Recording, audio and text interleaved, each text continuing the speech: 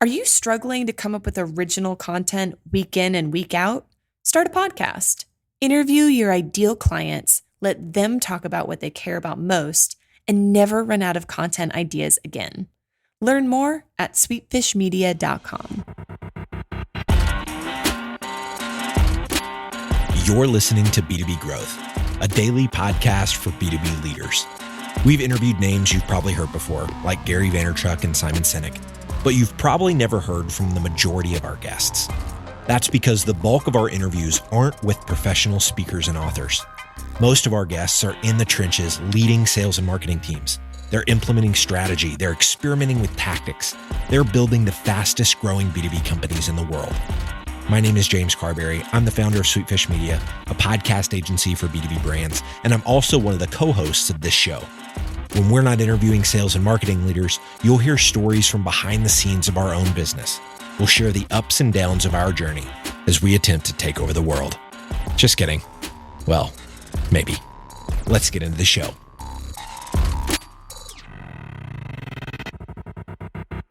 Welcome back to the B2B Growth Show. I'm your host for today's episode, Logan Lyles with Sweetfish Media. I'm joined today by Amanda Wynne. She is the Senior Director of Marketing at Seismic. Amanda, how you doing today? I'm doing fantastic, Logan. Thank you so much for having me today. Excited to be here. Oh, we are excited to have you. We have been talking about ABM off and on for the last couple of months. I think that there are a lot of folks who are still trying to figure out how do they get their first ABM program off the ground? Where does it fit into their overall strategy? So I'm really excited to hear your input and have people be able to learn from some of the lessons that your team has learned along the way. Before we jump into that, though, Amanda, I would love for you to give listeners a little bit of context. Tell us a little bit about yourself and what you and the team at Seismic are up to these days. For sure, yeah. So I've been working in the marketing space for 25 plus years now, both the B2C and B2B side of things. Currently on the B2B side, loving this space. I've covered everything from demand gen to corporate marketing to press to comms. Most recently, currently leading ABM, where we've been piloting and testing and growing our program for the better part of almost 3 years now. So super excited to share some of our learnings and things that we've come across along the way. As far as Seismic, for those of you that are not familiar with Seismic, Seismic is a fast-growing B2B technology company that's focused on providing a sales enablement platform to sales and marketers. So we're really here to help bring those two organizations together by providing content at the right place at the right time of a deal cycle. I love that. Content at the right place at the right time. I think that makes marketers and salespeople happy. Am I right, Amanda? It really does. Yeah, it really does. And I think it has some parallels to ABM and what we're going to talk about today as well. Yeah. Absolutely. So let's kick it off from there, Amanda. Everyone kind of has a different impression, or they're at a different point in the pendulum of, adopting ABM. Let's start with how you really define and look at ABM. Yes. It's a great question. I think if you ask 10 different people, you'd probably get 10 different answers. I'm going to force myself at first to not compare or not give the definition of ABM by comparing it to demand gen. I'm going to force myself to be simplistic, but then I might compare the two further down the road, Logan. Fair enough. At its simplest, account-based marketing is a strategic approach that coordinates personalized marketing and sales efforts really to deepen engagement at specific accounts. So it's really about one-to-one, not one-to-many. And if I'm allowed to use an analogy and do some comparisons, if traditional demand generation is fishing with a net, then ABM is fishing with a spear. Mm-hmm. I also think that, demand gen, we over the years have been kind of wired to get as many leads as possible. And with ABM, it's just the opposite. Instead of spreading the company gospel to as many individuals that will listen, ABM is really focused on specific targeted accounts as a whole. And so for us, these are the big whales of accounts that marketing really wants to give the best possible marketing love to. It's the VIP white glove treatment.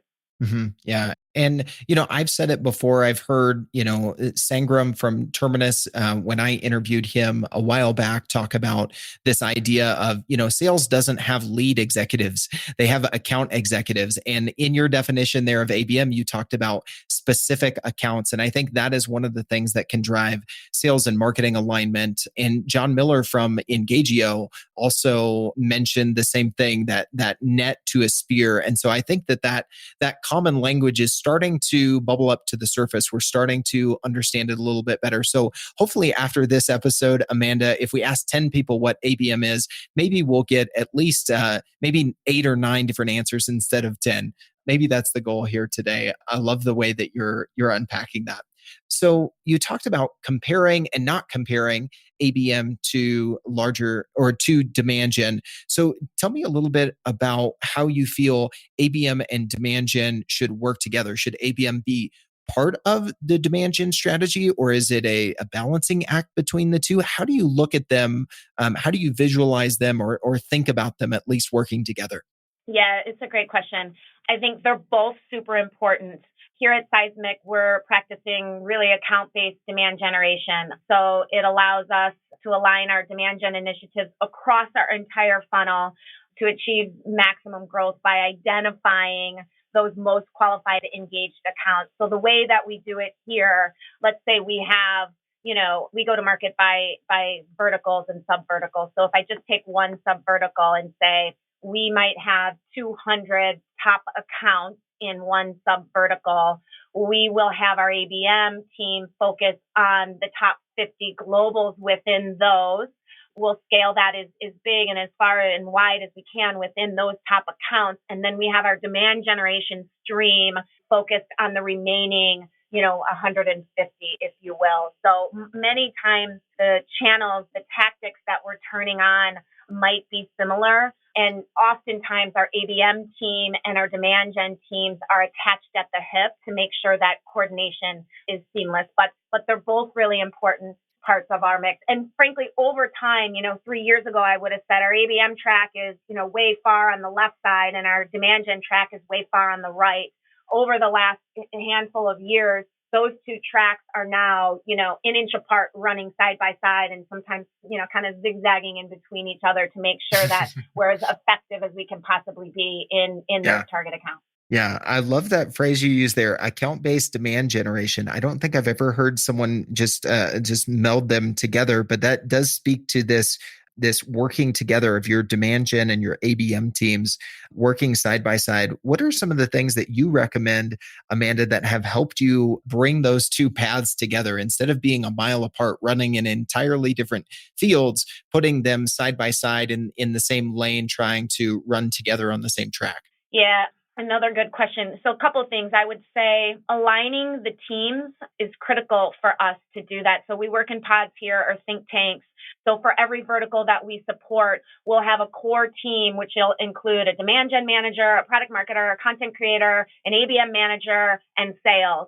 And these 5 disciplines or 5 team members are in lockstep for about 6 months. That's usually how long an ABM cycle runs for us. And so they're meeting monthly, weekly, and sometimes even daily, to continue to make sure that our top account list is still the best top account list we could be working from. And then that, all teams are aligned on, and frankly, not tripping over each other in terms of which channels we're executing against. So yeah, I'd say that for sure is one critical piece. I think, starting small and scaling, it took us a little while to get where we're at. So giving yourself the space to kind of, fail fast, I think is something that I would encourage folks as well as you're kind of finding your way and finding how these teams come together and work together most effectively. Yeah, absolutely. I like what you're saying there of just creating a regular cadence or rhythm of the teams getting together. And one of the things that you mentioned there that I wanted to make sure we call out is not only are they checking in on the status of how the activities and the outreach are going, but they're checking in on the target account list. It isn't something you set it and forget it, to borrow phrasing from an infomercial, but it is a dynamic thing that needs to be updated and evaluated on a regular basis, right? Oh my gosh, absolutely. Yeah. And I think I'd argue, and ABM experts in the world might disagree with me, but I think I'd argue that that is the single most important thing to make sure that you have constant alignment on, right? Is that those top accounts are really the right ones. And here at Seismic, we gauge that. Well, there's a couple of things we do. We have some technologies that help us understand, do they fit within the right demographics? Are they showing intent behavior? So, are they on our website? Are they, searching things on the internet like digital transformation, things like that. But then we also consider, are they in an emerging space, things like that as well. And we have very specific disqualification criteria so that the teams are all really clear on what kind of moment could disqualify an account. So it's not us guessing. We know exactly based Yeah. on what we set up. All right, today's growth story is about search engine marketing. Clear Company is an HR tech company that was doing a lot of things right. Their messaging was clear, their product produced incredible results, but they were struggling to drive qualified traffic to their website. Then they found Directive Consulting, a B2B search marketing agency. Within the first 12 months of working with Directive, Clear Company was able to increase their qualified lead volume by 157%. I have a hunch that Directive can get these kind of results for you too. So head over to directiveconsulting.com and request a totally free custom proposal. That's directiveconsulting.com. All right, let's get back to this interview. What are some of those criteria that you've noticed can be those disqualification moments? What are some of the things that folks should be looking out for, Amanda? Yeah. So, of course, if they end up going with another competitor and we find that out, or they end up, deciding to build an in-house solution, that is probably the most obvious one. There's other things that could happen to an organization, like a merger and acquisition. That's a huge thing that's going to cause a ton of disruption. And while that environment might be the perfect environment for a sales enablement solution, you usually need, a few months for an organization to kind of get their sea legs again once something like that happens. So those are a few. We always work with our sales RVPs on what that looks like, though, depending on the industry. Yeah, it can vary from industry to industry, but I think those are a couple of good examples for folks to be thinking on, to think about those disqualification events as they're thinking about keeping that target account list really fresh and up to date. So, Amanda, I wanted to turn to a question that I hear a lot from marketers or people mulling on is, how do you measure the success of ABM? Can you speak to how you've approached that with you and your team at Seismic, or some of the things you're looking towards or benchmarks you're setting to measure the success of your ABM efforts?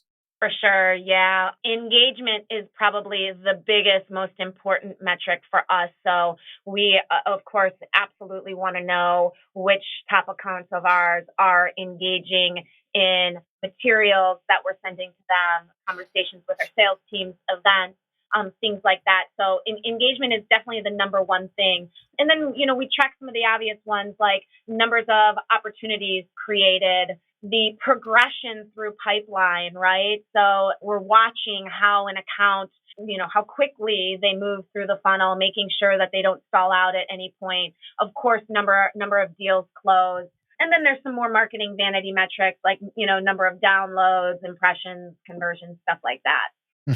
Yeah. So I think it's a measure of, early on lead indicators, and then your lag measures of deals closed, progression through the pipeline, those sorts of things. Our team has recently read a great book, in my opinion, on executing on anything in the 4 disciplines of execution. And one of the things I really keep coming back to is having a mix of lead and lag measures that you're constantly evaluating and looking at. And it sounds like you're advocating for a similar approach here to ABM as you look at your lead measures, but then you also look at the ultimate lag measures that you're trying to accomplish in revenue, deals closed, and those sorts of things. Awesome. Yep, Well, absolutely. There's one other metric that we look at that I think is important, especially as folks are maybe just getting their ABM programs off the ground, and that is the effectiveness of an account that is supported by ABM programming versus an account that's not. Looking at that measure is helpful in the beginning to, gain buy-in from your internal executive team, secure additional funding as your programs evolve. And yeah, the sooner you can start to look at something like that, the more of a benchmark you have as well. Yeah, absolutely. So let's talk a little bit, Amanda, before we wrap up about, what marketing leaders can do to get an initial ABM program off the ground. You've been doing it for a while. So I would love for you to share, if you have, 2 or 3 things that folks should be thinking about to get started. Cause I think that initial hurdle is one of the toughest things. What's some of the advice you would give to folks who are trying to really just get started with ABM? Yeah, if only I had some of this advice a few years ago. I think first and foremost, I think, start small and scale. It's okay to, turn on an ABM Lite program and kind of nurture it and watch it grow. You don't have to go big right out of the gate. And so with that said, I think pilot, test. And if you fail, that's okay. Fail fast and pivot. I think those are some really important reminders. And, this won't surprise you because we talked about this earlier, but know your account list and make sure that before you do any, true marketing, that your teams are aligned internally on what makes a good account. Are you going after global, enterprise, commercial, only a specific industry, prospects versus customers? I think it's really important to map those out before you do anything else. And to the comment earlier, keep looking at that. Don't just, what did you say, Logan? Set it and forget it. Make sure that you're always, making sure that your North Star is still your North Star. Yeah, absolutely.